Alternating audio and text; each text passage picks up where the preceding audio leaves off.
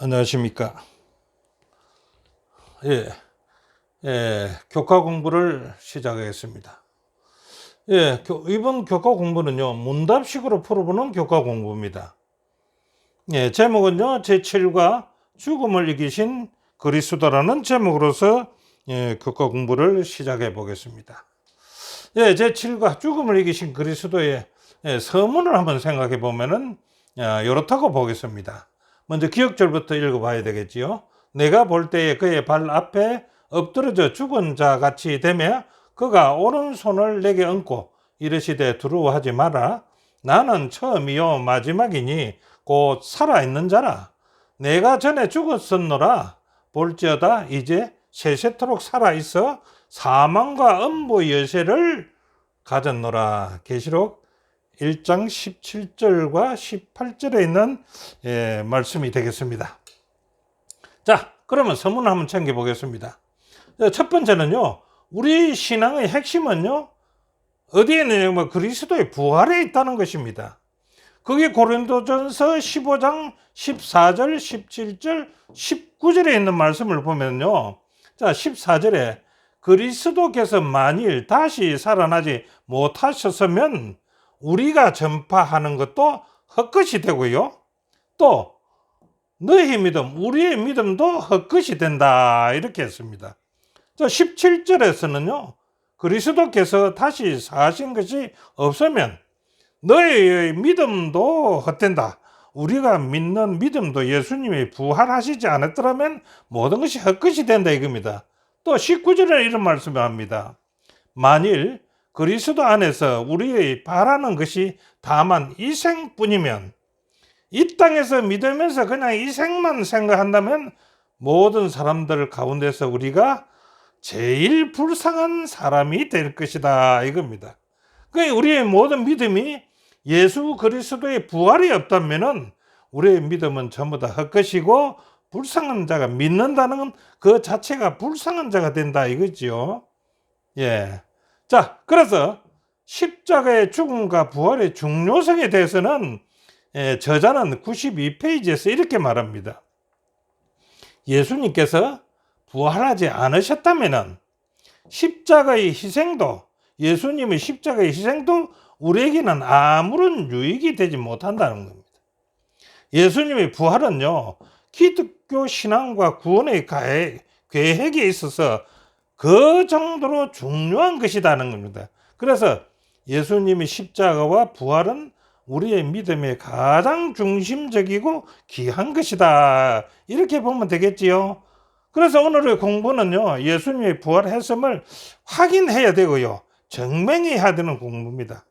그래서 우리가 예수님이 이제 불쌍한 자가 되지 아니하고 헛된 믿음이 되지 아니하려면은 우리는 예수님의 부활 해석을 확인하고 그것을 증명해 보는 공부가 오늘의 공부가 될 것이다 이겁니다. 자, 그러면은요, 자, 첫째 날 공부에 들어가 보겠습니다. 봉인된 무덤이라. 이 봉인된 무덤이라는 보면 그 무덤이 봉인이 되었다. 여러분들 성경을 읽으면서 많이 읽었을 텐입니다. 예수님의 무덤에 대한 예언과 성취는 한번 살펴보면요, 예수님의 그 인자는 머리 둘 것도 없는 사람 아닙니까? 자, 그런 사람의 무덤은 어떤 무덤이 될까요? 그 예언은 이렇게 해놨습니다. 이사야 53장 9절에요. 그 무덤이, 예수님의 무덤이 악인과 함께 되었으며 그 모실이 부자와 함께 있었다. 예수님의 무덤이 부자의 무덤하고 같다는 거죠. 부자의 무덤. 예수님의 인자는 머리 둘 것도 없는 처지에 있는 사람이 부자의 묘실에 같이 될 수가 있다. 이건 상상하기가 조금 힘들겠지만은 그 예언이 성취된 것이 마태복음 27장 60절입니다. 거기 뭐라고 해놨습니까? 자기 새 무덤에, 어떤 사람입니다. 자기가 새 무덤에, 자기가 들어가려고 해놓은 새 무덤에 넣어두고 큰 돌을 굴려서 무덤 문을 놓고 가니 이랬습니다. 이 말이 무슨 말이냐 그러면 간단하게 적어놨는데 아르메데 요셉이요, 자기가 죽으면 들어갈 묘실을 파놨는데 그 묘실에 예수님이 십자가에 돌아가신 것을 보고 그 예수님을 자기의 들어가려고 하는 그 새 무덤에 놓았다 이겁니다. 그 아리마대 요셉은 부자이기도 하지만 권력자이기도 하지 않습니까? 예, 그래 놓고 큰 돌을 굴려서 무덤 문에 놓고 가더라. 이렇게 기록을 해놨는데 예언과 성취는 완전히 맞아졌습니다. 자, 두 번째는요. 예수님의 부활에 대한 예언들입니다. 예수님이 살아계실 때에 자기가 3일 만에 부활할 것을 짐작을 할 수 있게끔 말을 다 했습니다.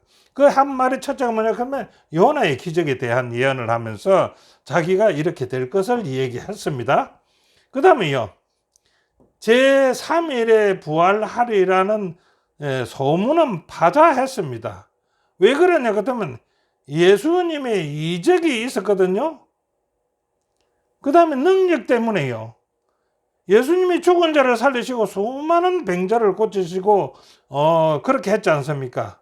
예, 오병이어라든지 이런 것을 보면은 예수님이 살아서 자기가 3일 만에 부활하기라는 그런 말을 했다면은 많은 사람들이 이 얘기를 다 알고 있을 것이다 말입니다. 자, 제자들에게도 3번이나 내가 죽고 3일 만에 부활하기라는 이 얘기를 했지 않습니까? 자, 그런데요. 예수님이 죽었거든요. 근데 예수님의 죽음에 대한 견해들이 많이 있었습니다. 어떤 견해들이 있었을까요? 우리는 한 소문이 나오면 많은 소문으로 퍼지게 되기 마련이죠. 예, 그래서 이제 이런 견해가 있었다는 겁니다. 뭐 보통 일반적 견해라고 얘기하는데요. 일반적 견해로서는 십자가에서 죽음을 통해 그리스도의 사명은 멈춘 것 같았고 그리스도의 사업은 마치 실패한 듯 보였다. 일반인들이 봤을 때요. 십자가에서 예수님이 죽었으니까 그 예수님의 사망은 저기서 끝이 나지 않았느냐. 그런데 끝난 것만 문제가 아니고 예수님의 사업은 실패한 사업이다라고 일반적 견해에서는 이 얘기를 한다 이겁니다. 예수님의 죽음에 대해서.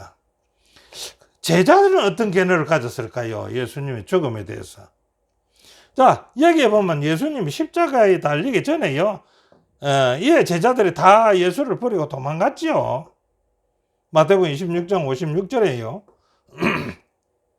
자, 요한복음 21장 3절에는 보면 이렇게 씁니다. 시몬 베드로가 이는 예수님이 돌아가시고 무덤에 묻히고 난 이후지요. 시몬 베드로가 나는 물고기 잡으러 가노라 하며 저희가 우리도 함께 가겠다 하고 전부 다 예수님이 죽고 나서 다 물고기 잡으러 가버렸습니다.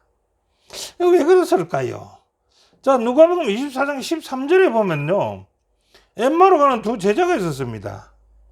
그 엠마오로 가는 두 제자가 어떻겠습니까? 아주 슬픈 마음으로서 자기들 선생님이 십자가에 돌아가셨다고 하고서 자기들이 희망이 없는 듯이 해서 엠마오로 가는 두 제자가 있었지 않습니까? 예, 그래서 제자들은 실망을 했습니다. 예수님에 대해서요. 그런데 그 실망하지 않는 사람들이 하나 있었는데 그 사람들이 제사장들입니다. 그래서 제사장들의 견해를 보면은 그렇습니다. 마태복음 27장 62절 63절에 있는 말씀인데요.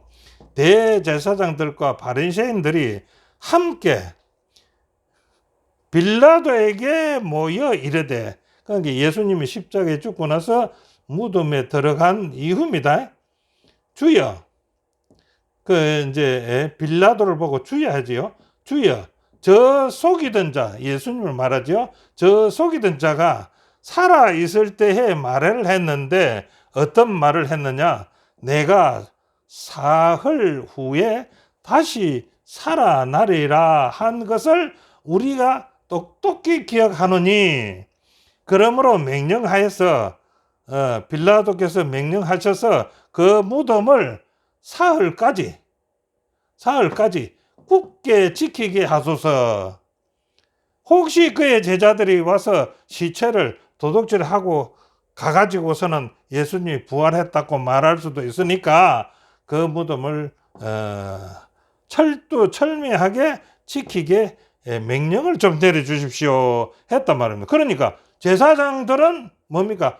바리새인들하고 제사장들은 예수님이 3일 만에 부활에 나올 것을 거의가 확실적으로 믿고 있었다는 뜻입니다. 그러죠? 자, 예수님의 무덤을 어떻게 지키겠는가? 빌라도가 명령을 내렸습니다. 롬의 군민들이 예수님의 무덤을 지키게 해버렸습니다. 저 군대도 있지 않느냐? 너가 좋은 대로 해라. 이렇게 빌라도가 말해버리지 않습니까? 그러니까 제사장들은 무덤을 굳게 지키라는 명령을 내려 큰 돌로 문어기를 막아 놓았다. 큰 돌로 문어기를 막았습니다. 예수님이 부활해가 못 나오게끔요. 자, 그들은 이 돌을 그냥 돌만 굴려다 놓은 것이 아니고 줄로 엮어가지고 그 양끝을 단단한 바위에 갖다 메고 그 다음에 그것을 로마의 인을 딱 붙여서 쳤습니다. 그 봉인을 깨뜨리지 않고서는 돌을 움직일 수 없게 했다 이거죠. 명백하게 만들어 놨습니다. 그리고 이렇게 해놔도 마음이 놓이지 않지 않습니까? 그래 어떡합니까? 100명의 군사로서 로마 군인 100명의 군사로서 이루어진 파수꾼들이 무덤 주위에 배치되어 아무도 무덤에 가까이 하지 못하도록 딱 지켰습니다. 자, 요 그림입니다. 자, 이것이 예수님의 묻힌 무덤의 입구에 돌을 굴려서 막아놔 놓고 군병들은 이렇게 첩첩이 지켰습니다. 몇 명이나 했어요? 100명이나 되게끔. 자, 큰 돌과 인본과 군사들이 지킨 것이 후일에 그 증거가 이렇게 단단히 지킨 것이 후일에 어떤 증거가 되었을까요? 이렇게 지켰으니까 우리는 더 믿을 수가 있다 이거죠.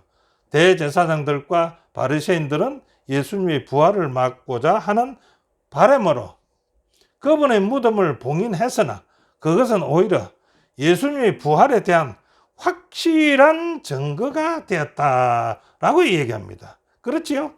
이렇게 안 지키고 그냥 놔뒀으면 예수님이 부활했는지 안 부활하지 못했는지 인정할 수 없을 것인데 이렇게 지키고 난 것은 후일에 예수님이 부활했다는 확실한 증거가 된다 이겁니다. 자, 둘째 날은 그가 살아나셨다 한번 봅시다.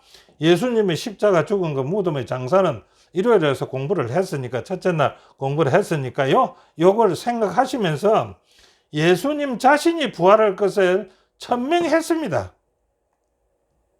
어떻게 천명했습니까? 자, 성경적으로 보면 이렇습니다. 나는 버릴 권세도 있고 다시 얻을 권세도 있다. 이 생명에 대한 얘기를 합니다.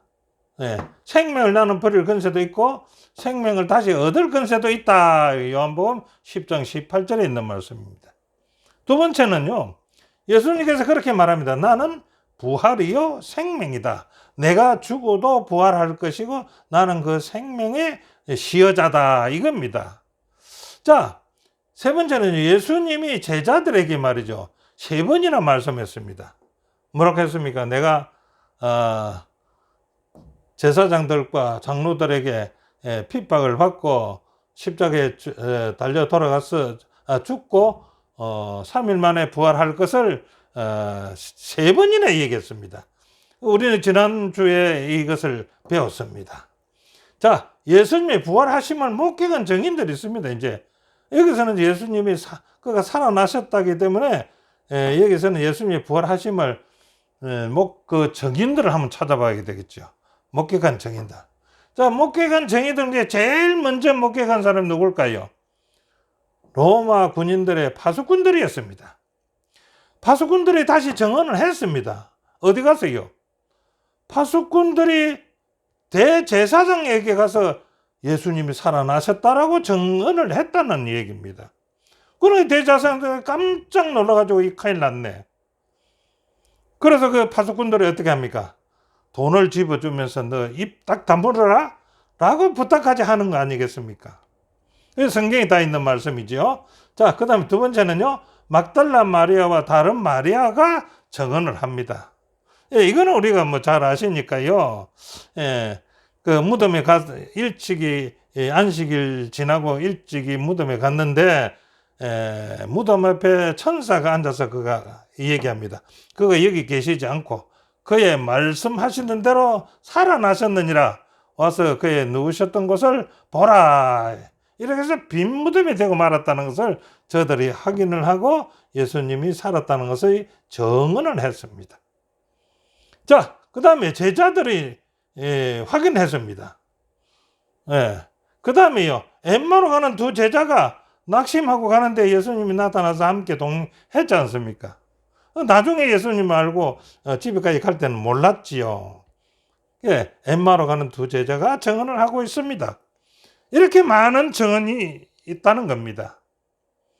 영감의 말씀은 이렇게 합니다. 부활을 목격한 로마의 파수병들 어떻게 했는가? 로마의 파수병들은 그리스도께서 영광을 입으시고 무덤에서 나오시는 것을 바라보았다. 이분이 요셉의 새 무덤에 누워 계셨던 분이시다. 천사들과 영광을 받으신 구주 앞에서는 로마의 파수꾼들은 기절하여 죽은 사람처럼 되었다. 얼마나 놀랐겠습니까? 로마의 파수병들이 기절 초풍을 했다는 겁니다. 예수님이 부활해서 무덤에서 나오니까 그 광경을 보고서는 기절 초풍했다는 겁니다. 이 사항을 저자는 이렇게 얘기합니다. 예수님을 십자가에 달려 죽게 했던 종교 지도자들은요, 그분의 부활을 감추기 위해 수단과 방법을 가리지 않았지만은 그 누구도 예수님의 부활을 막을 수도 없고 감출 수도 없다는 것입니다. 그 다음에요, 셋째 날을 볼까요? 많은 이들이 예수님 관계에 일어났다는 겁니다. 예수님이 부활할 때 많은 다른 사람들도 부활했다는 얘기 아닙니까? 자, 예수님의 십자가와 부활 때 일어난 사건들을 한번 보자 이거죠. 어떤 사건이 있었는가? 십자가 때와 부활할 때의 사건들. 일일이 사건들을 다 얘기할 수는 없지만은요, 몇 가지 추려서 한다면 첫째가 십자가 때에 성소휘장이 찢어졌습니다. 성소휘장이 찢어지니까 이때까지 지금 보지 못했던 지극히 신성하게 여겨졌던 지성소가 드러나게 되었습니다. 그 지성소가 드러나게 된 이유는요, 지금까지는 표상적인 제사로 지냈지 않습니까? 이 제사는, 표상적인 제사는 이제 지성소가 보였기 때문에 종식되고 이제 원행의 제사로 바뀌게 됐다 이겁니다. 예수님이 십자가에 돌아가신 것은 원행의 제사지 않습니까? 자, 그 다음에요, 두 번째는요, 십자가 사건 때 지진이 일어났습니다. 온 땅이 어두워진 거는 놔두고요, 지진이 일어났습니다. 지진이 일어났는데 지진이 열림으로 말미암아서 마태복음 27장 51절부터 35절을 추려보면은 땅이 진동의 바위가 터지고 52절에요, 무덤들이 열리며 자던 성도의 몸이 많이 일어났다 이렇게 얘기합니다. 이 지진으로 말미암아서 일어났다 이건데, 근데 여기 한 가지 주의해 보실 것은요, 무덤이 열리며 자던 성도의 몸이 많이 일어났다. 여기 부활했단 말은 아닙니다. 여기서는 아직까지 부활하고 나오지는 않았습니다. 자, 예수님 부활 후에 자던 성도들이 함께 일어나. 이제 예수님이 부활 후에 자던 성도들이 함께 일어나더라 이겁니다.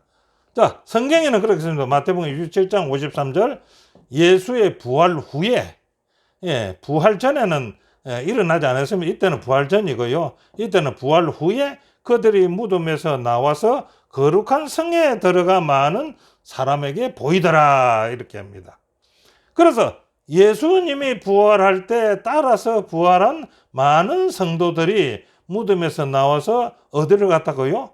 거룩한 성에 들어가서 많은 사람들에게 자기가 예수님이 부활할 때 우리도 같이 부활했다라고 사람들에게 보였다는 얘기입니다.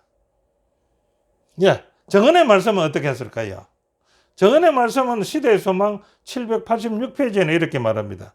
그리스도가요, 무덤에서 나올 때 함께 데리고 나온 것은 얼마나 적절한가. 그 이유가 있다 이죠. 이 순교자들은 예수와 함께 나와서 불멸의 몸을 입고 후에 그들과 함께 하늘로 올라갔다라고 정언은 말씀하고 계십니다. 그래서 예수님과 함께 부활한 성도들의 행적을 한번 보자 이거죠. 이 앞에서 대충 봤지만 그들은 예루살렘 도성에 들어가서 많은 사람 앞에 나타나가지고 그리스도께서 죽음에서 살아나셨고 우리도 그분과 같이 일어났다고 선포했다는 겁니다. 이렇게 선포를 하고 나니까 어떤 결과가 나오는데 그 결과는 어떻게 나오느냐? 실제로 제사장들을 비롯하여 많은 사람들이 이런 사건을 통해서 예수님을 믿게 되었다. 이렇게 사도행전 6장 7절에는 나와 있다 이겁니다. 자, 이 사항을 저자는 이렇게 해설합니다. 이 부활한 성도들은 그리스도의 부활에 대한 증인으로서 살아났고요. 이 성도들은 그리스도의 부활에 대한 증인으로서 살아났다는 겁니다. 그들은 최후의 부활의 때에 살아나게 될 자들에 대한 원행이었다. 이 두 가지 사항입니다. 예수님의 부활에 대한 산 증인들이고요. 그 다음에 앞으로 우리가 최후의 날 예수님이 재림하실 때 우리가 부활할 것에 대한 원행으로서 그들이 살아났다라고 얘기합니다. 아주 희망적인 말씀이 되겠지요. 그런데 이 부활한 사람들하고 또 다르게 부활한 사람들하고 두 부활을 이제 견주 한번 보자. 이렇게 했습니다. 이는 시대의 소망 786페이지를 기준으로 해서 볼 수가 있는데요. 우리가 지난번 오가에서 공부했을 때요. 사르밧 가부의 아들, 수렴 여자의 아들, 나인성 가부의 아들, 야이로의 딸, 나사로. 이분들은 다 부활했지요. 죽었다 살아난 사람들입니다. 그런데 그들은 어떻게 됐습니까? 다시 죽었습니다. 다시 죽었어요. 그런데 오늘 7가에 공부하는 예수님 부활 때 같이 부활한 성도들은요, 어떻게 됐습니까? 예수님과 함께 성천했다는 것입니다. 이들은 하늘나라 지금 가서 계신다는 겁니다. 그런데 하늘나라 가만히 보면요, 요한계시록에 보면은요, 이 땅에서 성천했다는 말을 없는 사람들이 거기 계세요. 12장로들입니다. 24장로들입니다. 그 장로들은 하늘나라에 계시기는 계시는데 이 땅에서 언제 갔는지는 알 수가 없어요. 혹시 이때에 간 성도는 아닐까라고 우리는 추측 한번 해볼 수가 있다고 저는 생각합니다. 자, 교훈을 볼까요? 대제사장들과 장로들은 예수님의 부활을 감추기 위해 노력했으나 예수님과 함께 부활한 성도들의 존재는 그들의 말이 거짓임을 확실히 증명하고 있다. 예수님의 부활했던 것을 예수님과 같이 부활한 성도들의 그 존재가 그들의 말이 그들의 입으로 그것이 다른 사람이 하는 예수님이 부활 안 했다 하는 그거는 거짓말이라는 것이 확정된다. 이렇게 얘기하고 있습니다. 자, 셋째 날은요. 부활하신 예수님의 증인들입니다. 예수님이 부활했다는 증인들. 대충 이제 이는 앞에서 봤던 얘기지만 파수꾼들이 증인 아닙니까? 증인 아닙니까? 이 사람도 증인입니다. 파수꾼들이요. 그 다음에요. 막달라 마리아와 다른 마리아도 증인입니다. 증언하고 있지 않습니까? 그 다음에 제자들도 증인입니다. 그리고 증언하고 있지 않습니까? 엠마 같은 두 제자도 나중에 예수님을 알아봤습니다. 그래서 증인이고 증언합니다. 예수님께서 다락방에 나타나서 제자들 11제자를 만났을 때 그것도 정인들이고 정언은 하고 있습니다. 갈릴리 해변에서 제자들과 아침 식사를 하지 않습니까? 예, 그에 있던 제자들도 정인이고 정언을 합니다. 예, 의심하는 토마는요, 또 확실하게 하지요. 예, 그 다음에 500여 형제에게 예수님이 보였습니다. 예, 40일 동안 이 땅에 있으면서 500여 형제들에게 예수님이 자기 부활한 그 몸을 보여주었습니다. 이것을 봤을 때 이들도 하나의 정인이고 그들은 뒤에 정언하고 있었다는 것입니다. 자, 교훈을 보겠습니다. 부활하신 예수님께서는요, 성천하시기 전까지 여러 차례 제자들에게 나타나심으로 그들에게 자신의 부활에 대한 믿음과 확신을 제자들에게 심어 주었다는 겁니다. 자, 그러면은 이제 5번째로 볼까요? 잠자는 자들의 첫 열매라 하는 얘기입니다. 잠자는 자들. 그러면 잠잔다는 말하고 첫 열매라는 뜻을 한번 우리가 이제 감지를 한번 해봐야 되겠는데요. 잠자는 자들이란 말은 어떻게 정언을 해볼까요? 죽은 자들이 부활하게 될 것을 은유적으로 표현했다 이겁니다. 예, 잠잔다는 말은요, 언젠가는 일어날 수가 있다는 말씀 아니겠습니까? 그렇다면요, 이 잠자는 자들을 누군가가 깨워서 일어날 수 있게 하겠다 이겁니다. 그런데 우리는 이 잠자는 자들을 깨울 수가 없지요.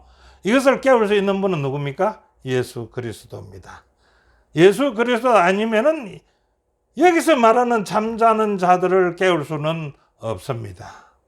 그래서 깨워서 일어나게 할 것이기 때문에, 부활하게 할 것이기 때문에 그들을 갖다가 죽었다고 말하지 않고 잠자는 자들이라고 말하고 있지 않습니까? 그 다음에 첫 열매라는 말은요. 첫 열매. 첫 열매라는 것은요, 여기 그렇게 해놨습니다. 농경사에서 종교 행식으로 하나님께 감사 예물을 드리는 제도로서 제사 제도의 하나인 초실절의 요제에 해당된다라고 얘기하더라고요. 자, 이 말은 무엇이냐 할 것 같으면요, 첫 열매는 농경사회에서 하나님께 예물을 드리는데, 예물을 드리는 첫 수확을 하는 때가 있습니다. 그때는 우리가 이제 초실절이라 해가지고 첫 열매를 거둬 드리는데, 이때는 이 모든 곡식이 다 익어서 열매를 거두어 드릴 때는 아니다 이겁니다. 그래서 이때는 밭에 돌아다니면서 맨 먼저 익어 있는 그 곡식들을 하나하나 뽑아서 한 단을 만들어 가지고 그 단을 하나님께 제사를 드립니다. 그 제사를 드리는데 요제로서 제사를 드립니다. 요자는 흔들 요자입니다. 그래서 흔들어서 제사를 지내는 것입니다. 이것이 첫 열매입니다.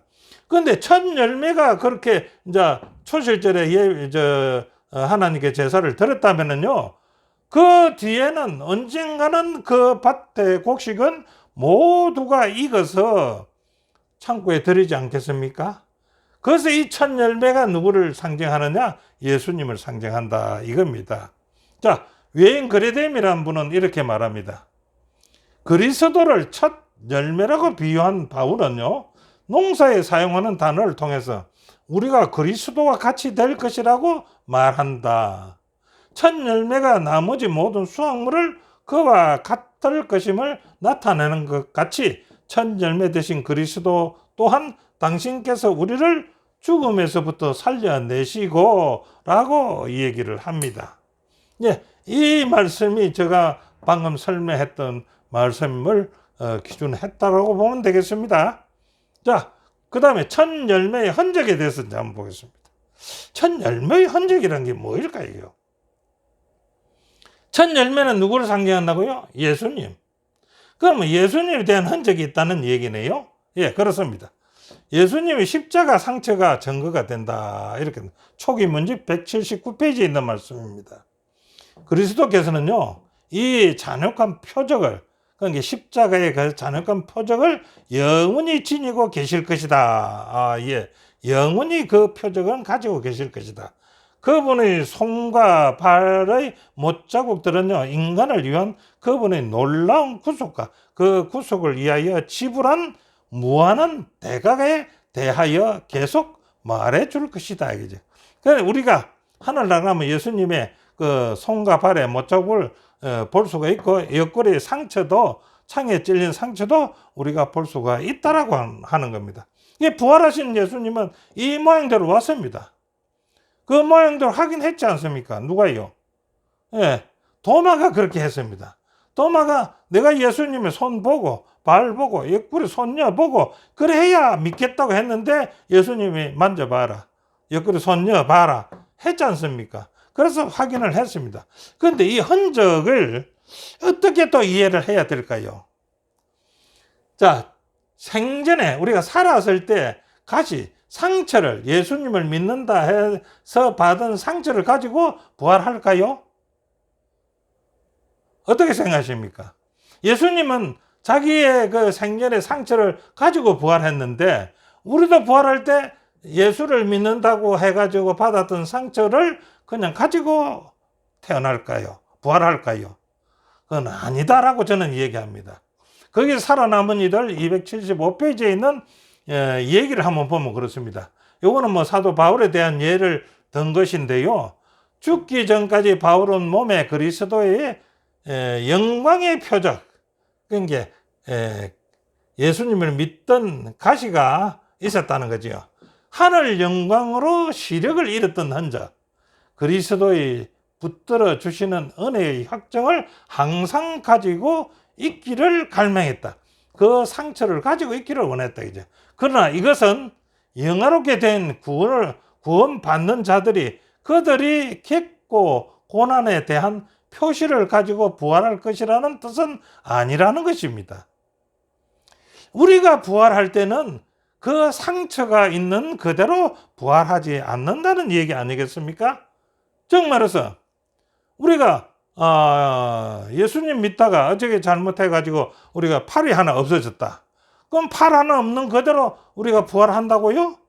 아니지 않겠습니까? 예. 그래서 여기에 그들이 겪은 고난에 대한 표시를 가지고 부활할 것이라고는 뜻은 아닙니다. 바울은 자기가 눈이 멀었던 그 눈을 가지고 부활했으면 좋겠다라고 생각하지만은 우리 뒤에 구원받는 자들은 아닐 것이다 이기입니다. 자, 그 다음에 첫 열매의 상처를 부활한 악인들이 보게 될 것이다. 첫 열매는 예수님이죠. 그러니까 예수님의 상처를 부활한 악인들이 보게 될 것이다. 악인들도 부활하지요? 언제요? 예, 1000년 후에 부활할 거 아닙니까? 그 악인들이 누구의 상처요? 첫 열매 상처, 예수님의 상처를 볼 것이다 이겁니다. 자, 그 내용이 초기 문제 53페이지에 있는 말씀인데요. 그리고 천년기가 끝날 때 예수께서는 천사들과 모든 성도와 함께 거룩한 도성을 떠나 이 땅에 내려오시게 되는데, 그때 죽은 악인들이 부활하고, 그때 죽은 악인들이 부활합니다. 그를 찌른 자들도 부활하며 천사들과 성도들에게 둘러싸여 영광 중에 오시는 그분을 멀리서 바라볼 것이며, 그들은 예수님의 손과 발의 못자국을 볼 것이고, 그분의 옆구리에서 그들이 창으로 찔렀던 흔적도 보게 될 것이다. 그래서 악인들이 부활해서 예수님의 그 상처를 보게 될 것이라는 것입니다. 자, 교훈은 이렇게 말합니다. 다시 살아나셔서 잠자는 자들의 첫 열매가 되신 예수님께서는요, 그리스도 안에서 잠든 모든 믿는 자들 또한 그와 같이 될 것임을 보증해 주셨다라고 말씀하십니다. 자, 예수님의 부활을 듣기 위해서 십자가에서 죽음까지도 많은 사람들은 부인하고 하는 유언비어를 퍼뜨렸습니다. 그 어떤 유언비어들이 있는가 한번 볼까요? 첫째는 이렇게 말한다는 겁니다. 예수님을 봤다는 기록은, 예수님이 부활한 것을 봤다는 기록은 모두 착각이라고 주장하는 설이 있다는 겁니다. 예, 보통 일반 사람들은요, 예수님을 봤다는 그 기록은 모두 착각이다, 이렇게 주장하다는 겁니다. 그 다음에 두 번째는 어떤 설이 있을까요? 예수님께서 십자가에서 죽으신 것이 아니라 십자가에서 단순히 기절했다가 무덤 속에 들어가서 깨나가지고 무덤을 열고 나왔다, 이렇게 주장하는 설도 있다는 겁니다. 그 다음에 세 번째는 어떤 설이 있을까요? 예수님께서는 쌍둥이 형제였는데 그 중에 예수님은 십자가에 죽고 그 쌍둥이가 나타나가지고 내가 부활한 예수다 라고 이야기하는 설도 있다는 겁니다. 참 여러 가지 설도 있네요. 자, 네 번째는요, 빈 무덤에 대한 변명은요, 제자들이 예수님의 시체를 훔쳐갔다.